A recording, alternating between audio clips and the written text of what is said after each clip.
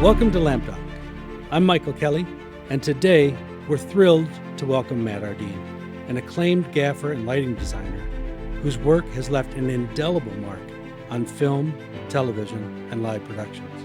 Matt is known for his groundbreaking work on projects like the Academy Award-winning Everything Everywhere All at Once, Gaslit, and Wolves. With over 2 decades of experience, he's not only a pioneer in the integration of LED technology, but also a key collaborator in creating stunning visual storytelling. We're diving into his story, his creative process, and the stories behind the lights that bring these incredible projects to life. Matt, welcome to Lamp Talk. Thanks for having me. Yeah, good to see you. I'm super excited to do an interview with another gaffer. Isn't that nice? Yeah.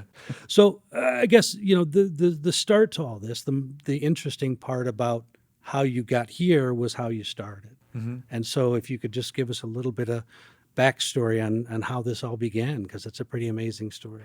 Yeah. Started making skate videos when I was in middle school. And then a teacher in high school was like, you should go to college for film. So in my last 2 years of high school, I just took as many classes I could take in high school for film. Eventually made my own class senior year on lighting, like an independent study. And then my teacher's like, I went to Emerson College. You should go there. I'm like, sure, that sounds good.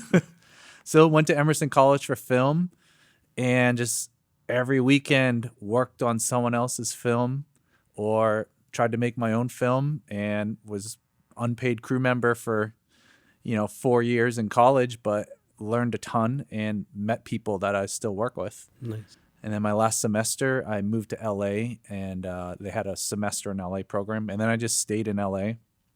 And what I think helped me a lot was at the same time I was working as just a set lighting technician, setting up lights for people, working underneath the gaffer and the DP on bigger jobs, but at the same time working as a gaffer and a DP on smaller stuff. Right. So it gave me the experience of working on bigger sets, but also being the creative person in charge at the same time. And I think that shifted where I was getting more work as a gaffer and then less work as a SLT until finally the last 15 years it's been just as a gaffer and lighting designer.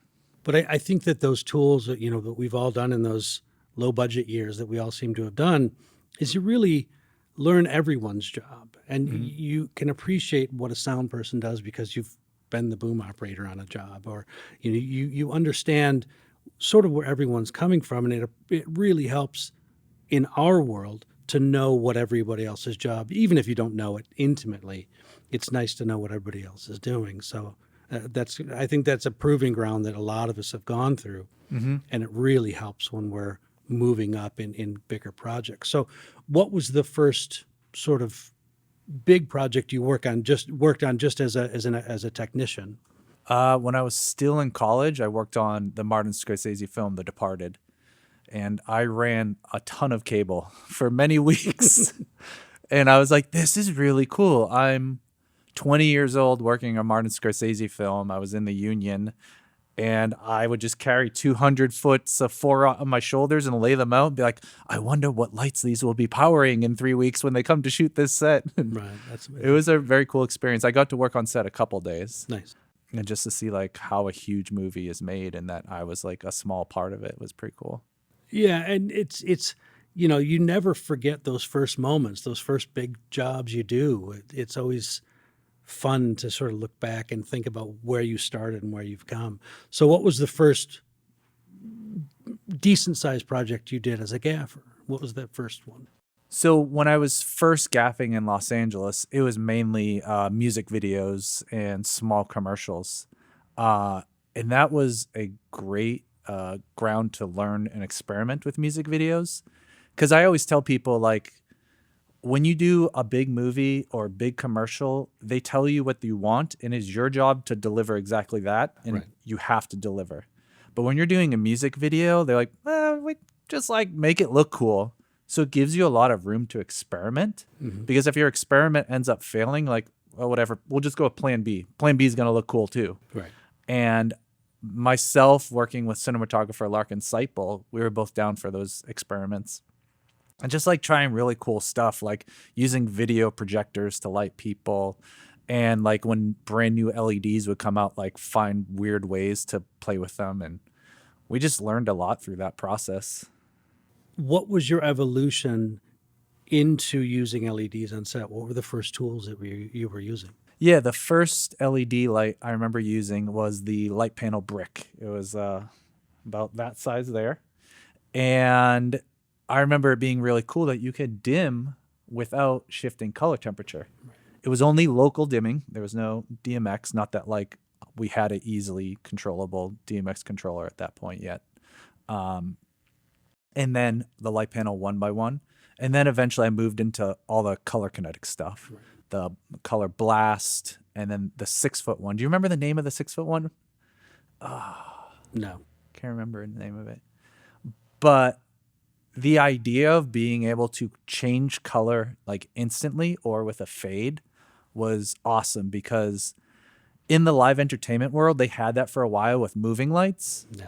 But in the film industry, moving lights were still a little too cumbersome to use. They needed a lot of power, their own special distribution. They had like their own special hanging brackets, and they were very expensive and difficult to maintain. And the color still wasn't quite where we were Yeah. comfortable with. So when easier options to change color remotely came out with color kinetics, I jumped on that. I know a lot of other people jumped on that too. Yeah. Before many years later, and moving lights were actually feasible to use in the film industry. Right. And then I started using a lot of the pixel string stuff. And it was my first foray into like lights can have a pixel, you know? Right. And then how do we control all these pixels? So like researching super cheap software to do that. And we did this one music video for Death Cab for Cutie. It was the first live broadcast music video. I think we did it in 2010. Dave Kane was with me, programmer. He's another person I met in college that's still my best friend, and we continue to work together. Oh, I didn't know you knew you guys each other from college. Yeah, so me, Larkin Seipel, the cinematographer, Dave Kane, we all went to college together. And ever since like in college, and then like the first 5 years after college, it'd be like, oh, I'm going to be the DP on this one. You'll be the gaffer. You'll be the best Right. boy. And then we just kept rotating like who was going to do what. And Larkin actually best boyed like 2 movies for me Oh, no kidding. until eventually we fell into the roles we are now, which is Larkin as the DP, myself as a gaffer, and Dave as a programmer. That's great. A big part of my career has always been going to trade shows like LDI and seeing what are other industries doing and how can I apply that to the film music video industry. And I would go to LDI and just take photos of everything and put notes, like, oh, maybe I could use this for this. And I'd saw all these different type pixel products. I'm like, man, it'd be cool to like light people with pixels and run video through it, and like figured out how to do pixel mapping and stuff. So I think I did take a lot of products from other industries and use them in film when people weren't really doing that, especially with the idea of using a lighting console on location. Like, oh, the lighting console controls the 48 dimmers that we have on stage, but when we go to location, we don't use a lighting console. And even on smaller commercials, I was like, no, we're going to use a lighting console every single place that we go, because having remote control of everything just offers us so many solutions and quick changes. And then as lights came out over the years that we could attach and do more from the lighting console, we started finding out new ways to incorporate these traditional event lighting into film lighting. When you started to get these bigger music videos and things started to expand, the budgets got bigger, and you had more freedom to make choices, what choices were you making and why? I think it was, how can we have lights that change color, and how can we make it that our lighting tweaks are fast and that we can create several different looks from one lighting setup by just the push of a button. So the famous music video is Turned Down for What, DJ Snake. I think you have that slide there, that previous one, me dressed up in the cop costume. Yeah. Right. So you look at that video and you're like, oh, it's very goofy video, you know, but pretty like traditionally lit. But actually in the ceiling there, I think I had 35 universes of pixel tubes in the ceiling. this like weird product that I found at LDI, because we knew that in this one room we had to create a bunch of different looks. So I just like lined the ceiling with pixel tubes, and then we could just pick out chunks of the ceiling to make them different colors. Right. And the pixel tubes were this off-brand. The color was horrible, but a lot of times horrible color is okay because we're trying to create a weird look anyways. So we're not going for the most genuine skin tone. And we could just pick off sections of the ceiling and make it different colors because everything was pixelized. So even though this was like a tiny music video with a very small budget, we were still using and playing with like the newest technology. And then when I read the script for that music video, I was like, I need to be in this. This is like the weirdest thing I've ever read. And then the director was like, all right, we have a role for you. And then 2 days of shooting go by, and I'm like, guys, am I ever going to be in this thing? When are you? No, we have a role for you. So then I hear the AD call like, all right, martini's up. I'm like, guys, you said you were going to put me in the music video. They're like, yeah, this is your shot. Oh, nice. Go to costumes. They have a costume for you. I'm like, oh, a cop? Okay. And then they're like, roll camera. And I'm like, what the hell am I doing? And they're like, oh, go around to the back door. We'll tell you when to come in. And then just like party with them. Nice. Action.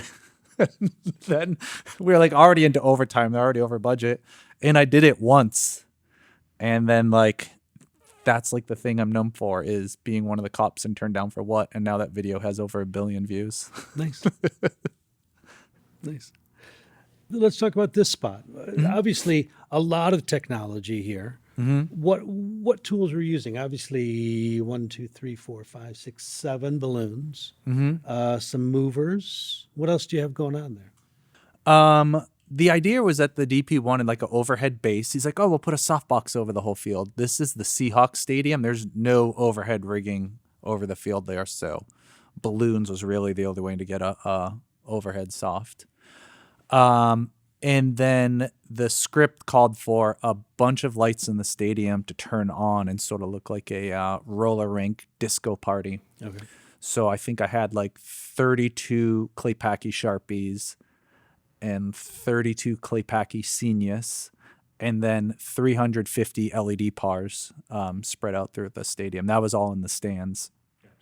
And then, These were the days before the stadiums were figuring out that everything could be LED yeah, and controllable, so that you didn't really have those tools available to you at the time. no, yeah. And when you shut off the house lights, it's going to take a half hour to turn them back on. So you really got to make that decision. Yeah, and it's not pretty when they turn back. Yeah. The other tool that we're using there is like this brand new LED follow spot that came out at the time. And so I put one in either end zone. Okay. And so when camera's looking right down the barrel, we could just have that on. And that plays a lot in the spot. Oh, good. But it was a really tough one. It was a really condensed load in.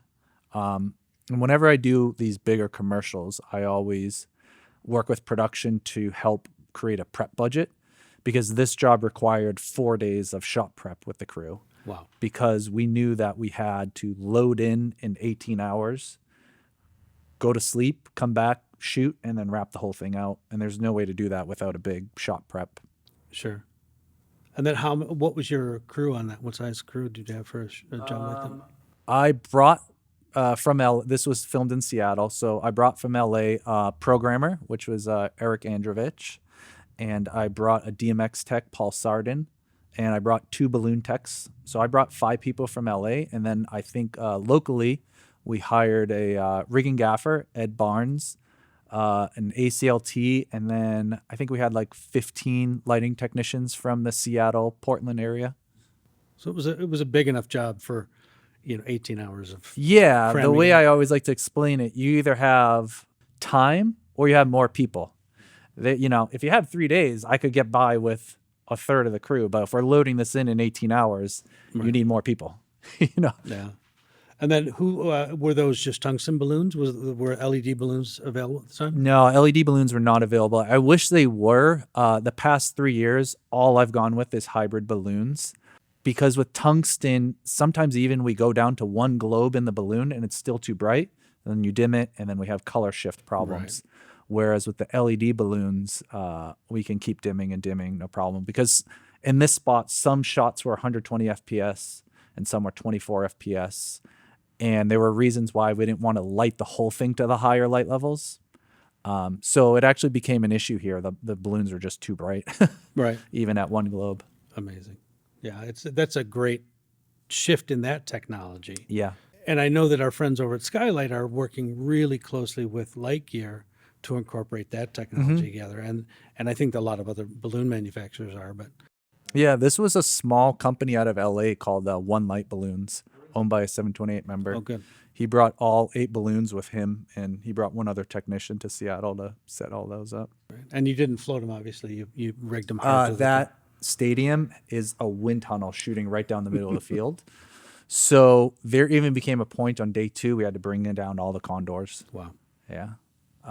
But if we tried to float them without the condors, they would have been gone. But apparently that stadium's known for that. Oh, good. Yeah. But obviously, you knew that on the Scout, so it wasn't a surprise. You didn't have to audible for that. Yeah. The key grip was local, and he's the one that gave us that insight. He's like, there's no way you're floating a balloon here. Like when we scouted, it wasn't windy. He's like, but the winds pick up instantly. They'll go. Okay, good. So it was his idea. Like we need to put them on condors. And whenever I travel for jobs, you know, sometimes you're forced to hire local people, but to me that's always like an advantage because they work in that area and they know the particulars of that area, not just of locations but the vendors and the crew. So Yeah. whenever I travel for jobs, I try to listen to the locals and really collect the information from them because they know tons of stuff that just I don't know. Yeah. Not to mention the best restaurants.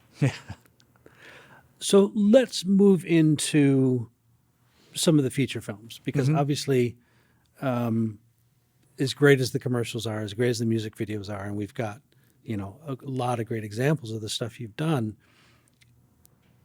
Everything Everywhere All at Once seems to be the one that you're the most known for a lot of good reasons. Really an amazing film, and the technological work there was cutting edge even now.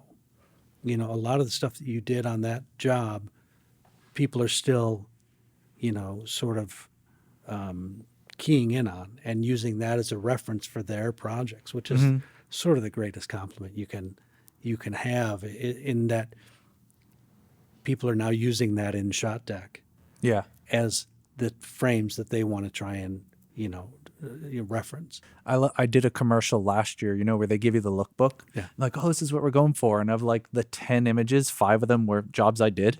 Oh, that's awesome. And I was like, did you know this? They're like, no, we didn't. I'm like, well, I guess you hired the right person. Like, So how did that film come to you?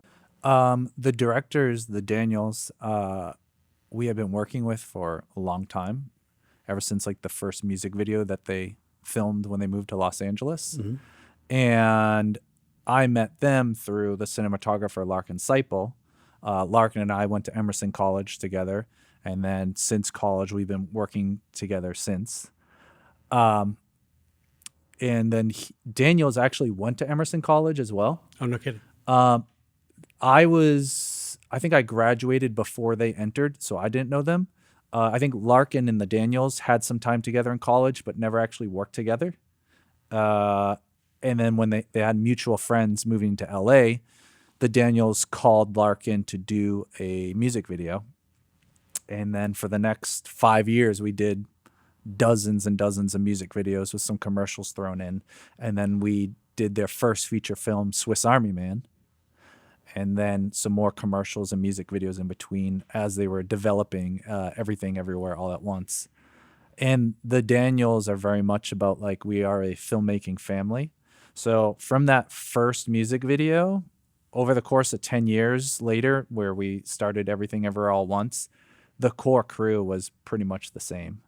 So we had like a very shorthand of making projects with each other and how to develop those. And So as you're working on music videos and commercials with them, obviously this project's in development. How much are you privy to this script, to this idea? How much are they talking about that on set when you're doing other projects? in that case, a lot, because the Daniels were doing commercials, which I think the commercials for them were always prepped for their movie. Right. So they would try out some of the ideas that they want to do in the movie, like on commercials. So it would give them sort of ideas of what works and what doesn't, and then help us develop the approaches we need to get stuff ready for the movie.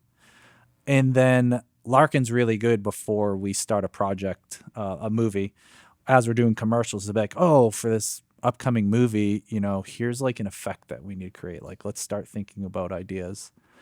And so a lot of times in between shots on commercials, we're like brainstorming, how do we achieve this? And Everything Everywhere, a lot of it was that portal look. Right.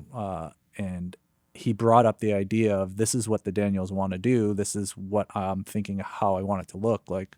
Start thinking about how we execute that. Yeah, and commercials are great for being able to try new technology that you want to use down the road, and to try out new tools as they come along, and to sort of stretch them and push them a bit, and give Dave, your programmer, some opportunity to fiddle with them and see what they can do, and sort of expand it, so that you're not sitting down on day one on a feature with a new tool that you've never touched before, and then trying to expand that. So with that project, obviously, it sounds as though you had some time to sort of ease into it. But what did your prep look like on that? Were you prevising a lot of this stuff, or? It was a pretty low budget movie. I wish we had more time to prep it, but with the budget, it just didn't allow that. So the prep was actually pretty short. I think we scouted in December for like a week. And then in January, I had 1 week of prep, and then we started filming. So I had like 2 weeks of prep for the whole movie. Wow. And we had no rigging crew. So my ACLT, Mike Beckman, was pretty much the everything else person besides me, he'd be the one going to the next set and like prepping the next set if we had time. Right. So there's very little prep, but we did manage to get 2 camera test days, which are always very important to Larkin and myself. One of those camera test days was testing out all the different lighting effects that the Daniels and Larkin were coming up with, like how do we achieve that? And then another day was doing our color calibration process that we always do with all of our color mixing lights. Great.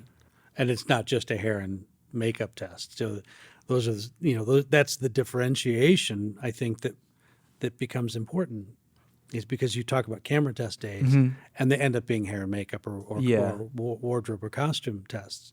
And they're not lighting tests as much. They still threw those in there. Like, we'd be in the middle of a lighting test, and they'd be like, oh, here's this costume. Let's throw that up, too. So we did try to incorporate that at the same time, because we just knew we didn't have much prep time for that because of the budget. Right. So we're talking about Everything Everywhere All at Once, and you were speaking specifically about really shooting 30 days out of 45? I believe it was 45, yeah. In one location in Simi Valley, where you had to pick, where you had how many locations in that one building? Oh God, I have no idea how many universes are in the movie. Yeah, there's a ton of locations in there, and I think that was a great decision by the directors, production designer, DP, and producer to be like, let's get as many out of this one location as we can. Right. We even use the cafeteria of that location as the studio to build sets. Like, the apartment of them is a set built in the cafeteria of that location. That's amazing. And so really you're moving fast. You're moving through these sets, and you're able to go look at the next set and pre-light as much as you can within the day, so that the directors are able to walk over, the DP is able to walk over, and you can make changes and make those fine-tuning bits. Yeah, not having a real rigging crew, the best boy, Michael Beckman, could walk over to the next set and try to get a few things done before the day was over.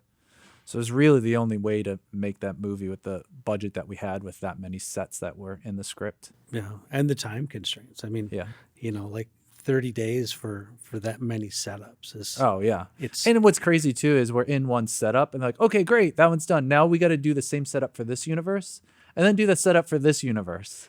And I'd be like, okay, the lighting for this one is this. The lightings for this one is this. And then I'd be like, all right, the third one, I didn't remember what the lighting is for that one. And like one of the directors or Larkin would chime in. Sometimes even Larkin would be like, I don't know. Can you go ask Daniel? I can't remember what this universe is supposed to be right now. Yeah.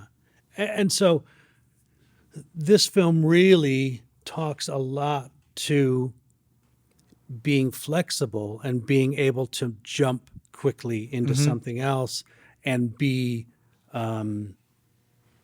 smart enough and adept enough to have the technical skills under your belt. Yeah, like let's put in all the lights now, and then we can shoot, and just change stuff through the lighting console. Yeah. And you weren't programming. No, so